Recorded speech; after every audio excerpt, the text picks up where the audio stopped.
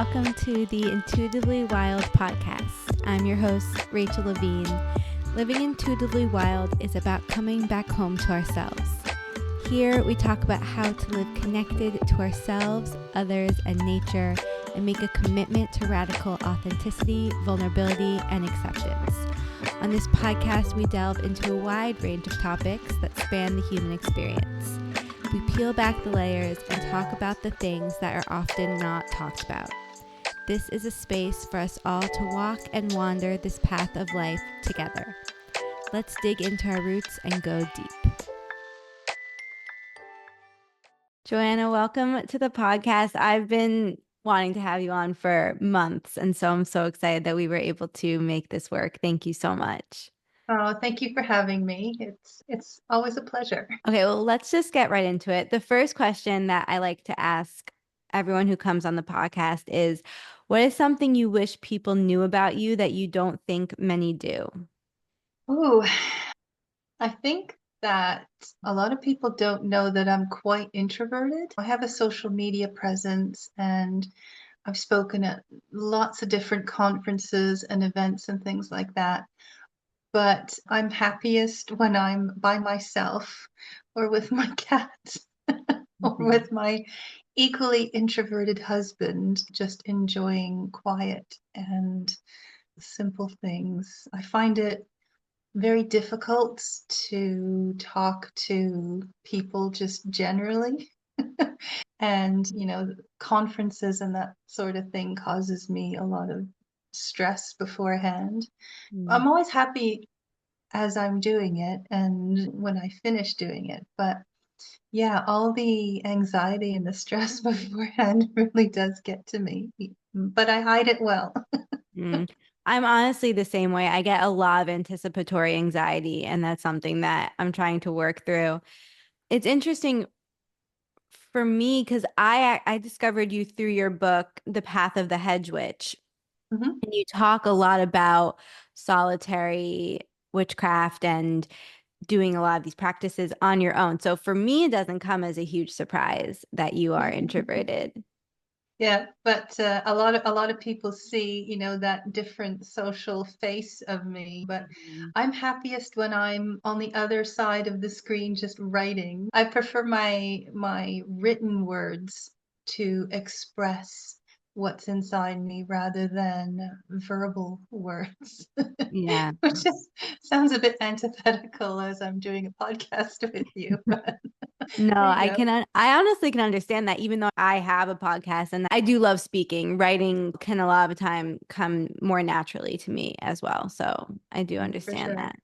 I like to take the time when you're writing because then you have the time to think Hmm. before you speak and you can correct things and then you can get it just right. I'm a perfectionist. What can I say? I call myself a recovering perfectionist, but yes, no, I'm a big reflector and processor. That's another reason why I like writing as well, because sometimes I don't know how I feel about something in the moment. I need time to Yes, let it and it settle. helps you work through those emotions and whatever it is. That's the beauty of writing. So Hmm. many of my blog posts and that are just me trying to work out a situation or a feeling or an emotion. Hmm. I love it. If someone were to ask you, who are you or what do you do? I don't love that question, but how would you explain your work to people? Well, if someone, just came up to me and said, "What do you do?" I would say I'm an author. Hmm. And then if they ask what I write about, I would tell them I write both fiction and nonfiction. And then if they are still interested, then I'll go into it. And it's funny because I kind of have to adapt what I'm saying to the person I'm saying it to. So if somebody who's down at my parents' legion asking me what it is that I do, I have to phrase it in a language that they will understand, which will be very different from, say, somebody who is in the pagan sphere who knows about witchcraft and that. So yeah, I'd have to phrase it differently depending on who's asking me. For myself, I'm an author first and foremost. as to what I do for a living, but that's also who I am as a person as well. I think in words, I think in stories all the time. That is just the way that my brain seems to be programmed. Ever since I can remember, I've always been making up stories and either acting them out or writing them out. And I'm a witch. I feel like that is definitely a deep part of my soul that has perhaps carried through different lifetimes. I'm not entirely sure, but it feels like an integral part of myself.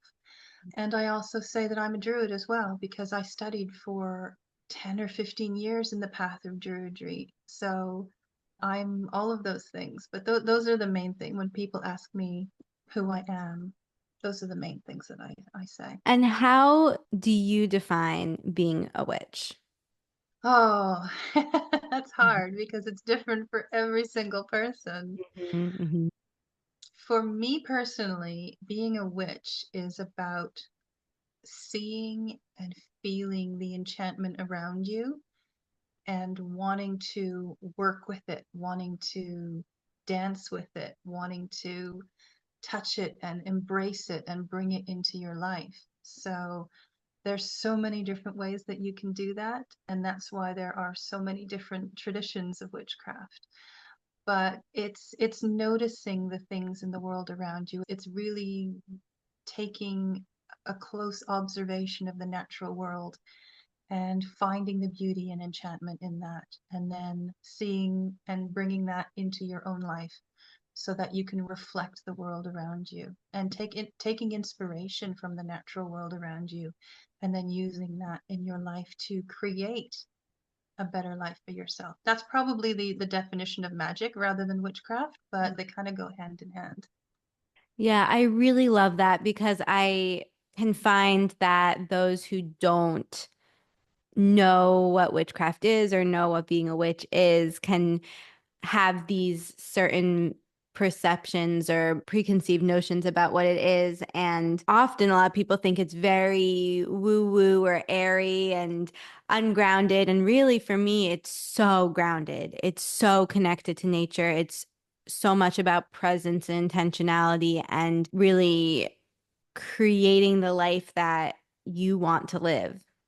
Very much so. So, what are some rituals or practices that you personally weave into your life on a more regular basis? Well, I think just it's very simple things.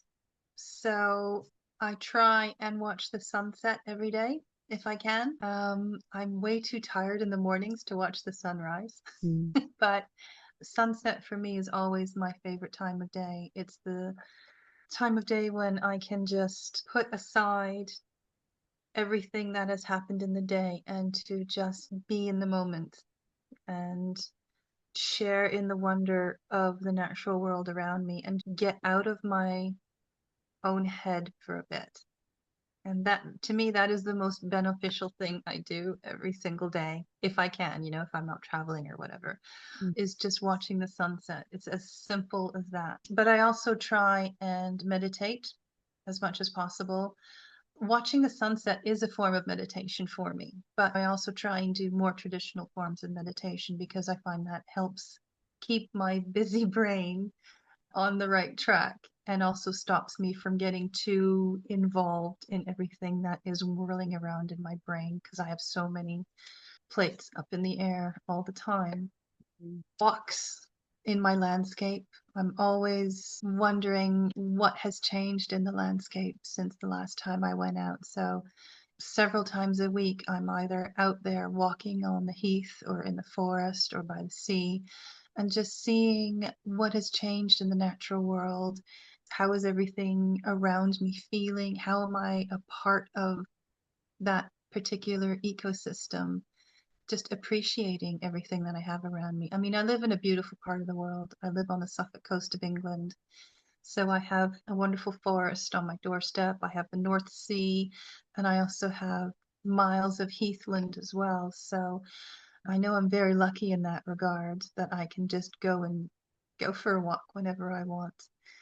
But even when I was living in the city, I sought out different places to reconnect to the natural world. daily. So when I was living in the city of Montreal in Quebec, I would go to parks, or I lived near the river. So I would sit next to the river and connect with the energy of the river.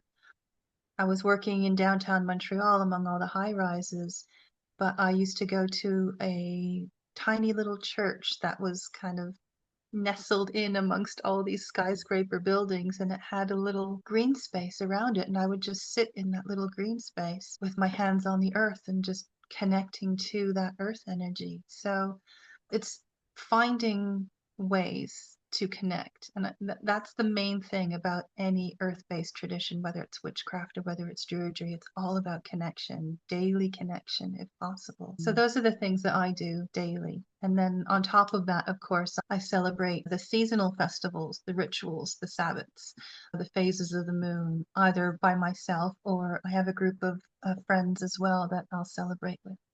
That's pretty much it, really.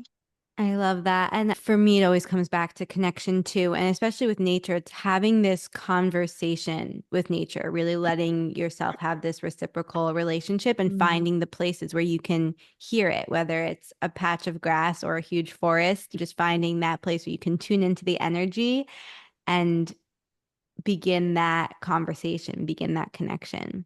Yeah. My first teacher, she hammered it into us that it's all about relationship, and she's not wrong. Wow. Is that your first teacher when it comes to witchcraft or druidry, or what was she referring? This was in Druidry. I haven't had any physical teachers in witchcraft. I'm pretty much self-taught. But my first teacher in Druidry was Emma Rustle Orr. Um, this was back when she was offering retreats and classes and that sort of thing in the Cotswolds. And I also connected with her because I used to be a trustee for the Druid Network when she was head of the Druid Network. So I used to see her at the different conferences and things like that. So she was essentially my first in-person teacher Mm. many, many moons ago now. And what is your definition of druidry if people don't know? It's pretty much the same thing as witchcraft, but using a different language to express it. So, Druidry usually uses a Celtic framework to express its tradition. There's all sorts of Druidry. You can worship all sorts of gods in Druidry, but the mainstay of most Druidry is a deep relationship with Celtic tradition, Celtic gods, Celtic culture. And so I think that's the main thing that separates it from witchcraft. Although you can have Celtic witchcraft, that is very much a thing too. So I would say that they're kind of almost like sister traditions to each other. And when we look back historically and we see the birth of modern witchcraft and the birth of modern druidry happened at exactly the same time with two people who knew each other very well, Ross Nichols and Gerald Gardner. They were friends. They hung out, they talked, they developed their traditions alongside each other. So it's no wonder that they are so similar. Interesting. Yeah. And what was your initial beginning to witchcraft and druidry? How did you find it, discover it, and how did you decide this is a path I want to walk? So I came across Wicca first in 1991 or 1992, fresh into college. So living in a big city for the first time and having access to a whole wide range of people that I never had before in my tiny little hometown. And I remember one day my boyfriend at the time took me to a store called Mélange Magique. In English, that's the magical blend in Montreal. And I walked in and I knew I was home. I had the smell of the incense, books everywhere, cats roaming the shelves. Cats were just everywhere, beautiful tools and crystals. And Lorena McKennitt was playing on the sound system, who is like my absolute most favorite artist in the world. And I just, right then and there, I was like, this is home. And I went to one of the bookshelves and I just pulled off the first book that I saw, which, as most people who are my age. The first book they pulled off was Scott Cunningham's Wicca, A Guide for the Magical Practitioner. And I read that book and I said, yes, this makes sense. This is what I've always felt in my soul, but I didn't have the language to express that. And so I studied Wicca for quite a long time, for many, many years, until probably around 2000, 2002, somewhere in that time. I'm not entirely sure, where I then came across Druidry. I'd lived in the UK for a couple of years by then. I moved to the UK in 1998. And so I started talking to more people, British people, about pagan traditions and going to conferences and pub moots and that sort of thing and discovering different traditions. And so obviously I learned about Druidry. And so that's when I began my deep dive into Druidry, and from there studied for a long time. I've written quite a few books on Druidry, and that has never left me. That's like the core of who I am because it fits deeply with my values. I always say that I was born a witch, but I trained as a druid. Mm.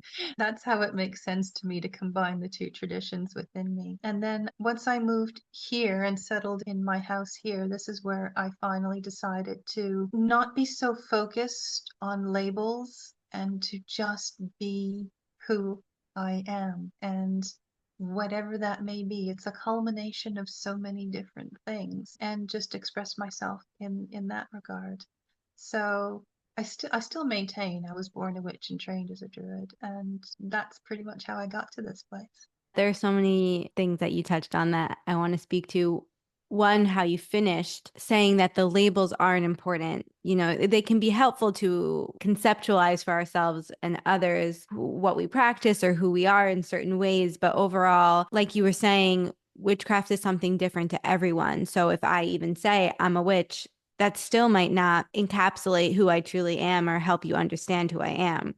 And so it's really being able to step outside of the labels and find our own path to magic, our own path to ourselves in whatever way looks good for us, and just being comfortable and confident enough to own that and not needing it to fit neatly into one specific box.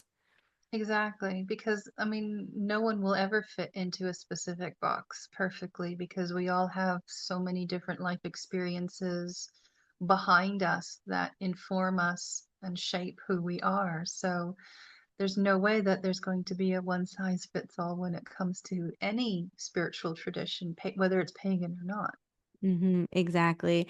Another thing you were talking about is that sense of home that you felt when you walked into that store. And I've had those moments many times in my life. And it's especially that first time when it connects you to something that then becomes such an integral part of who you are. It's so special.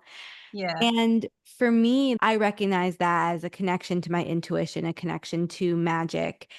And I'm curious what your relationship is like with your intuition. Well, I think that we really need to pay more attention to our intuition. And we're told to push that aside to work with logic and that sort of mind state more than following our intuition, our heart, our feelings, our emotions. But there's a very good reason why we have these feelings and emotions and the way our brains think the way they do. And I think intuition, even though it's something that cannot be measured by science, is something that we desperately need to take more notice of in our lives because we have it and we have it for a reason.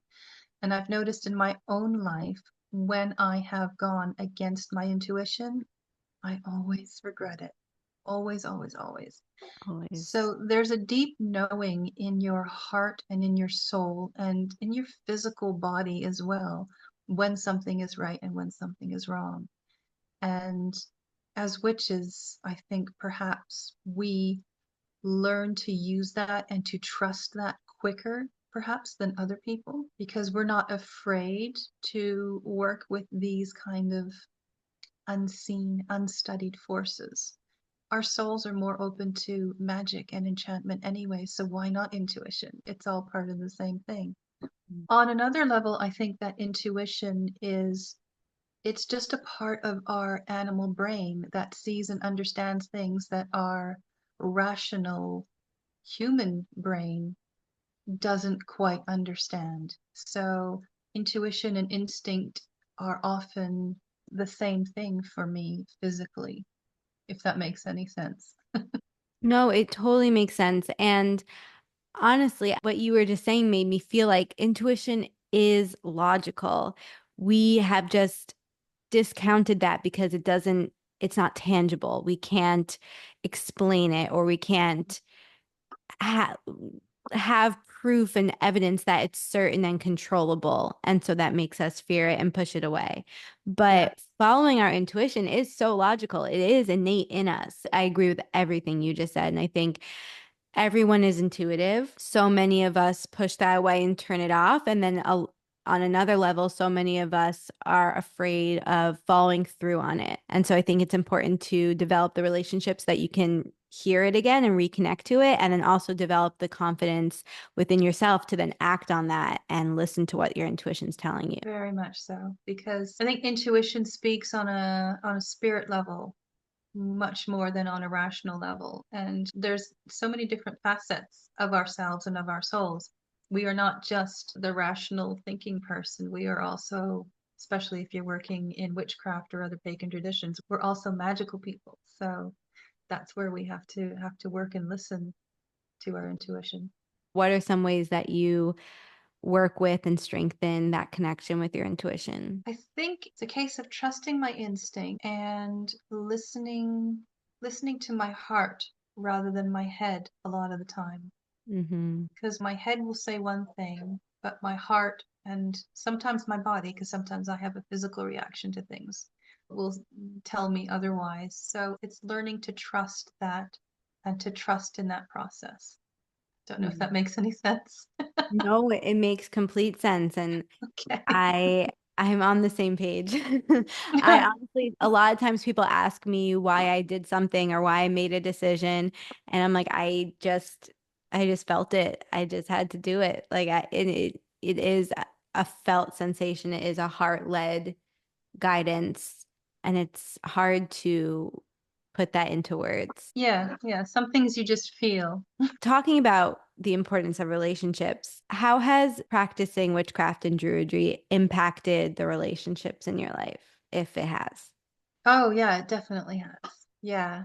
I think because when you start to study the natural world around you, you start to step outside of yourself so that you can hear the stories of the natural world around you. So when I'm outside spending time with the trees or with the deer or whatever it is that I'm encountering at that moment, I am not thinking about myself. I am thinking about them and trying to communicate with them, or not even communicate, just listening to them, to listen to their stories for a change rather than listening to the story that I tell myself about myself all the time in my head. And when we start listening to others, that's when we really see the shift in our relationships, especially with other human beings. I think it's a shame in our modern world that so many children these days are suffering from nature deficit disorder. They are not getting outside into the natural world and they're not hearing the stories of the natural world around them.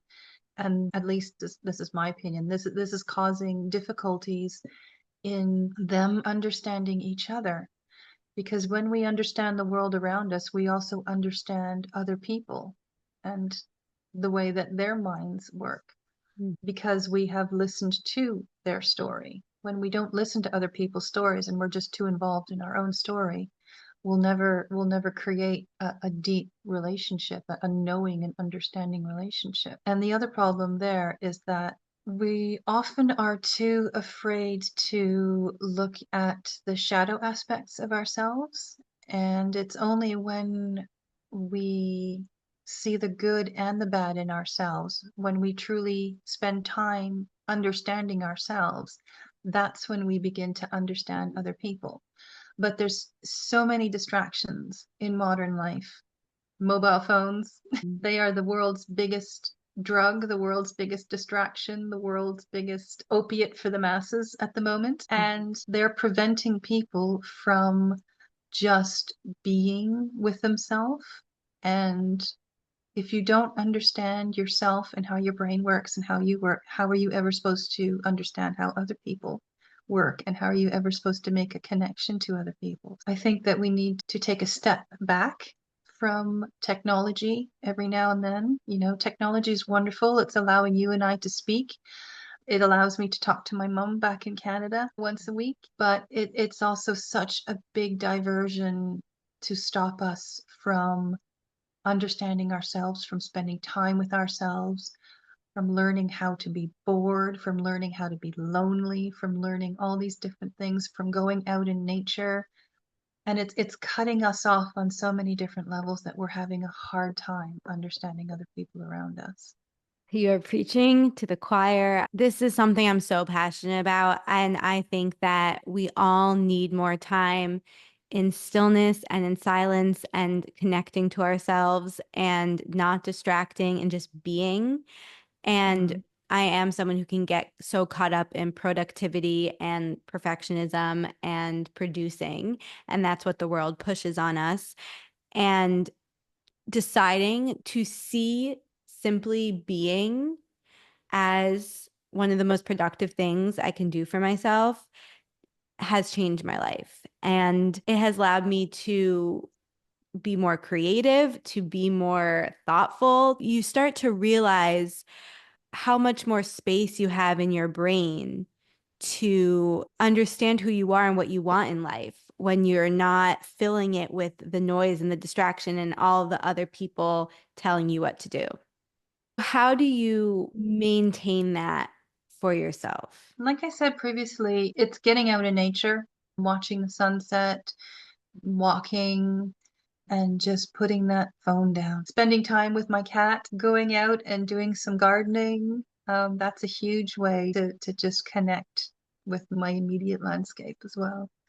Yeah, and I think that a lot of the times the distraction is a form of numbing and avoiding. We're so afraid of ourselves in a lot of ways and of being different and of really connecting to our full power. I think that that's a huge part of it. And I find that so many people are just afraid to own who they truly are and what they truly want. Why do you think that is, though? I love hearing other people's take on that. Like what would make somebody afraid to connect to their own power?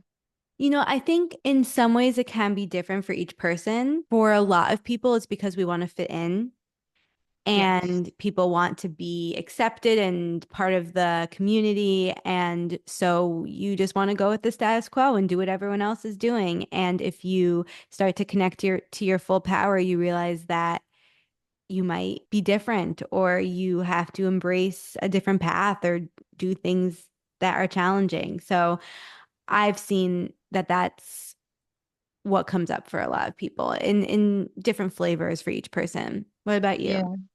Yeah, very much the same. The funny thing is that it's only when you come into your own power that you realize that nobody is quote unquote normal. You know, you can't fit in because there's nothing to fit into. Mhm, mhm, Everyone is strange and magical and completely different. mhm. But when, like you said, once you come into your power, there are a lot of life-changing decisions that you make, and a lot of them are difficult and challenging. Like if you start really going deep into an earth-based tradition, you have to learn all about consumerism, what you are consuming, how you can change your lifestyle to be more in tune with your spiritual beliefs. And that requires a lot of education and that requires a lot of behavioral change, which people don't like change in the first place, but behavioral change is one of the hardest things that we will ever have to do in our lives. But it's so worth it when you do start to do that. Like Maya Angelou said, do the best you can, and then when you know better, do better. I think that that's those are words to live by. I agree. And that's something I say often, actually, when you know better, you do better. And I really do think so much of it is about not, and this comes back to what you were saying before around not being able to be bored, people are so uncomfortable with discomfort, and we haven't learned how to be uncomfortable. And so we just immediately turn to the phone, we immediately turn to the distractions. And if we could just sit in that discomfort for like 5 minutes longer than we think we can, we realize there's not as much to be afraid of as we thought there would be, or we realize what we have to do to move through the discomfort. Yeah, I mean, there's so many things that we could do that is better than spending time on your phone. And yes, I spend time on my phone. I'm on pretty much almost all of the social media platforms because that's how I spread the word of my own personal business. And I also enjoy, a good scroll session through Instagram Reels because I have the most hilarious videos on there. I also know that the real world is waiting for me out there too. So if I realize I'm spending too much time on my phone and it's not work related, yes, entertainment is great. It's essential for us to be happy, but we have to find entertainment in other things as well, in things that aren't provided for us. We have to go and seek out our own entertainment. And again, this is a problem I think that we have with a lot of children today is that they, you know, my whole family are teachers. My mother was a teacher, my sister's a teacher, my brother's a teacher. So I hear these discussions regularly. The fact that kids don't know how to play anymore. They don't make up games anymore, or they don't play pretend anymore because they haven't learned how to do that because they have are devices that provide content for them. So they're just consumers of entertainment. They are not providers, players in their own play, in their own life. And I just find that really sad. And I think that's something that we really have to address quickly before, we evolve out of that wonderful brain set that allows us to pretend and to enjoy and to tell stories and things like that from when we're a young child until our deathbed. We should always be in that sort of wonderful creative mind space. Hmm. Yeah, I mean, I grew up playing make believe and making up stories and playing with the fairies in the forest, and it makes me sad. A lot of kids are not doing that anymore. And no one quote me on this because I'm not going to get it perfectly right, but I read something recently about how some researchers did a study and they tested kids at a young age for creative genius, and 100% of them were these like creative artistic geniuses, and they kept testing the same kids as they got older and older, and that number slowly started to dwindle and get smaller. But the fact that 100% of them were creative geniuses at that young age just blows my mind, and it's really stayed with me, and I've been thinking about it because we should foster that, we should encourage that. And that doesn't, I mean, I'm sure there are different variables for why that number dwindles as we get older, but I'm sure a lot of it is because someone tells us we're not creative, or someone gives us a phone, or the society judges us and we just shut it down, And really, we should be honoring that creativity and leaning into it. Of course, there's no black and white. Obviously, I'm also on social media and it's all about intentionality and presence with it. But I do think that we need to be the ones who are empowered to choose how we want to use it versus just getting sucked into it all the time. Yeah, I mean, that's the basis of relationship is a give and take. And if you're always consuming things and not giving back, that's an abusive relationship. Mm. It has to be on both sides. So we consume all of this media. What are we giving back? Where are the books? Where are the plays? Where's the artwork? It's so sad when we see how many art classes are being cut from schools all the time. How are we supposed to foster and develop an appreciation of art, let alone to continue the legacy of art that we have as human beings, if we're not nurturing that in some form? Mhm. Everyone's just taking in things but not giving back. And we know that in that sort of relationship, it's not sustainable in the slightest. It's just going to run dry very, very soon.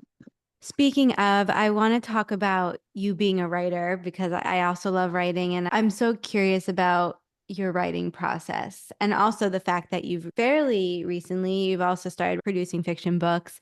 And so I'd love to hear about how you first started writing, why you decided to switch to start writing fiction and just what your writing process is like. Anything in that realm that you want to share. I began writing fiction when I was like 12 or 13 years old. I started writing my first book back then. And I finished writing that book when I was like in my late 20s or something like that. And I sent it to all the publishers and I got rejected by everyone. I remember sending it to Wizards of the Coast, which they do the Dungeons and Dragons and Forgotten Realms books and stuff Mm. like that. And I got the best rejection letter from them. They said that the material was a little too far advanced or something for our core readership who are 16-year-old boys. It's just like, really? But I read and I consume all of your content, and I'm a 20-something woman, and I know lots of women who love the fantasy genre. And so I just find it funny that I've come full circle and now I'm writing fantasy again. Because especially now we have the Romantasy genre, which is Mhm. making a huge difference in who consumes books, why we consume books, and allowing people to just say, this is what I want to consume.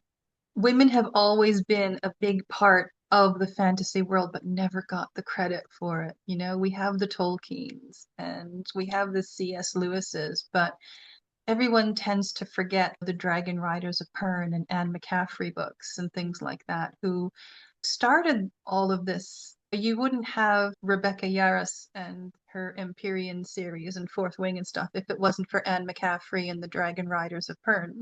Mhm. But that audience for so long was catering towards a male perspective, and now it's flipped on its head and there are so many women fantasy authors now, especially in that new genre of romantasy, which is just I'm loving it. I'm absolutely loving it. I feel vindicated from that letter that I got from Wizards of the Coast all those decades ago. And I want to frame it and next to Mhm. covers of my books and say, it's not what you think it is. But, anyways, to get back on track, I started writing my nonfiction books after I had been practicing my different pagan traditions for a decade or two. I didn't feel qualified to write until I had really absorbed the traditions into my soul. So I think when was the first book I wrote was in 2012. And so I had been studying pagan traditions since like about 1991. So it's a good couple of decades, isn't it? I can't do the maths right now. I'm horrible at maths. And I do a lot of research with my nonfiction. When I'm about to start a nonfiction book, I have at least a year's worth of research Mm. before I start writing that book because I think that's really, really important. I mean, I'm always reading and I'm always learning things, but that is a year of culminating all of the things I have learned and read and taking down notes from books and making sure that when I do start writing, I'll have all of my footnotes and I can credit where I got this information, where I got that information. And that takes at least a year to get together, if not more. And then the actual writing process itself is quite quick. I find that's the easiest bit. Interesting. It's the research and it's the gathering of all of the resources and stuff. And then on the flip side of that, once the writing is finished, the editing process, that's a long time too. Whereas the writing, that's easy. I can do that. Mm. So if I'm writing a nonfiction book, it takes me at least 2 to 3 years to get something out. Wow. Whereas with writing fiction, because I have read so much of this genre and I can combine it with everything that I have learned in my witchcraft and in my druidry that I have been practicing for decades, that just flows out of me and I don't have to worry about resources and Mm. accreditation and making sure that everything is set in these boxes. It just flows.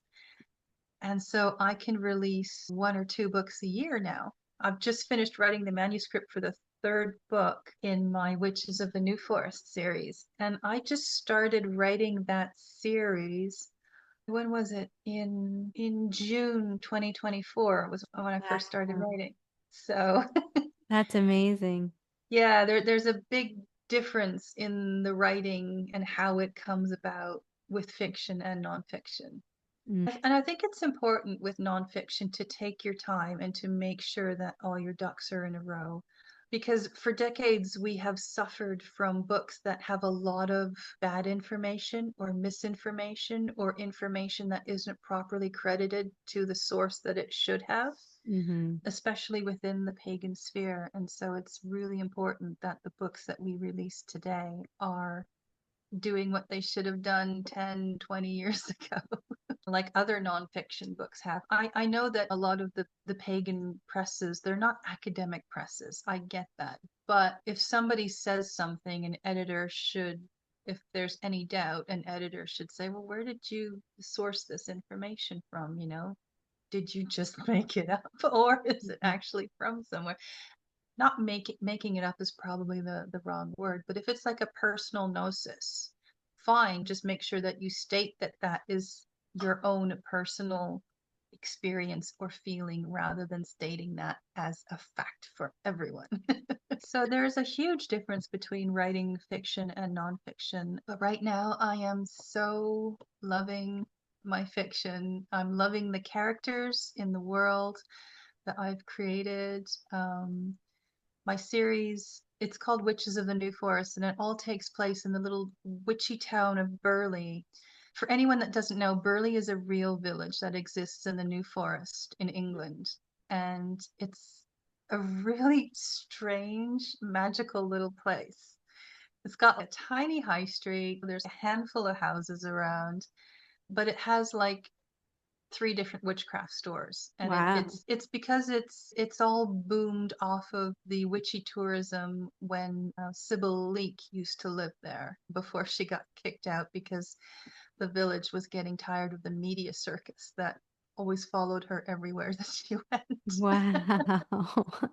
So Burley is a real place where you can visit. There's some fantastic witchcraft shops. And all around the New Forest itself, there's so many myths and legends and tales about witchcraft dating back almost like millennia. You've got tales from the Ettenwood before the New Forest was called the New Forest, and you've got tales dating back to Rufus the Red King, and then you've got tales dating to the 1950s. You've just got this huge progression and this vast repertoire of witchiness that I can draw on for these books. Mm. So I'm loving it. I have so much to draw from, not only of my love of this place, but the local folklore and mythology of the New Forest, which really, really resonates with me. And so I can bring this all together and create this wonderful world where I desperately want to live with characters I desperately want to interact with. Mm-hmm, mm-hmm. Oh my God, so magical. I'm one of those people who, through the romantasy genre, have found fantasy and found my love for these types of books. And I'm so grateful because I never liked fantasy before this or never gave it a chance. And I am now in love with it, and I'm very excited to get your books and to read them. I love your story about the rejection letter because I think it's proof that rejection is not a sign that we're doing what we shouldn't be doing or that we should give up or stop or anything. Mm. It's rejection is redirection, it's protection, it's a lesson, it's an experience. And I'm really honing in on that for myself on how if there is a wall in front of you or a stop sign, it doesn't mean that you stop and turn around. It means that you go around it or you pause for a second and then continue forward. And I just love that you shared that story. And I also agree that it's really important to be in integrity when you're sharing facts and when you're sharing things such as nonfiction, because a lot of people don't question things and just take what's written as fact. And when sometimes it's not. And I think that we see that with social media, how things are out there and people are stating it as if they're an authority and it's not true. So I love how you really know that that's a responsibility and take that. And I think that it's really important. Yeah, it's funny because like so many of the the witchcraft and pagan books that came out in the 90s and even in the early 2000s were so full of things that were just made up. Mm, And now we're seeing the same thing happening again, but it's not in books because people aren't really reading nonfiction books as much as they used to. mm, It's happening in social media. And exactly the same as it happened in books back in the 90s, where people are just rephrasing and regurgitating all of this incorrect stuff. We see it happening just in a new form on social media now, and I find that really interesting. I'm in my 50s now, and because I've been here long enough, I'm seeing the patterns starting to repeat, mhm. and I find it fascinating. It is fascinating to track patterns through history and to see, Mhm. oh, this is happening again, just in a different form. I mean, the goal is to learn from past experiences and to use it as information versus just letting ourselves repeat the past. But, we're at where we're at. So For sure, for sure. I would love to know what is desire in your heart right now? If you could make one wish for yourself or for your life, what would it be? I would like to make a decent living off of writing. If you're writing nonfiction, you definitely need another job. Mm, There's no way, especially in the pagan sphere, there's no way you're going to make money off of witchcraft books anymore. Decades ago, people used to make kind of decent royalties on witchcraft books.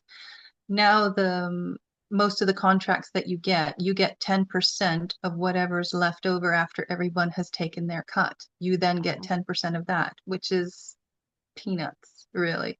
mm-hmm. Combine that with the fact that less people are buying and reading books these days and instead consuming information on social media.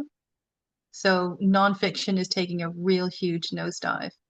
So that's a big thing that I wish would change, but the trend isn't going that way at the moment. The trend is going in the opposite direction and it's really starting to go down. However, with the fiction, I'm loving writing my fiction. I'm adoring it.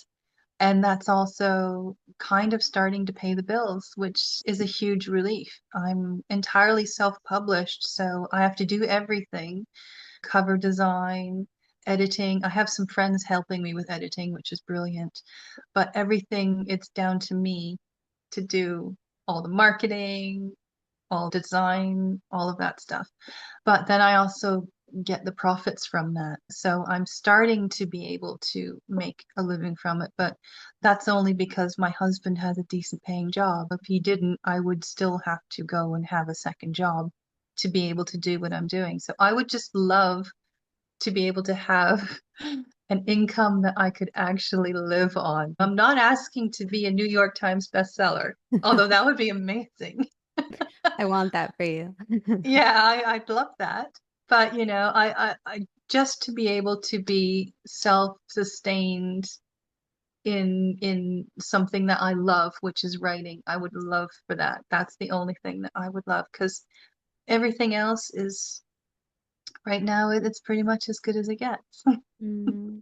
Oh, well, I am holding that desire for you and that intention for you. And I, for one, I'm a lover of books. I always will be. I always have been.